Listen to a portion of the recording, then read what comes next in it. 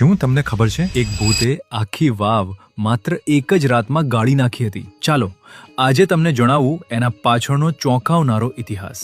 મિત્રો, હું વાત કરી રહ્યો છું સુરેન્દ્રનગરથી આશરે 85 કિલોમીટર દૂર ભાડલા ગામે આવેલા પરચાધારી ગેલ માતાજીના મંદિર અને તેની ઐતિહાસિક વાવ વિશે. એક પૌરાણિક લોકકથા અનુસાર અત્યાચારી બાબરા ભૂતનો અંત લાવવા માટે ગેલ માતાજીએ માવડિયા ચારણના ઘરે અવતાર લીધો હતો.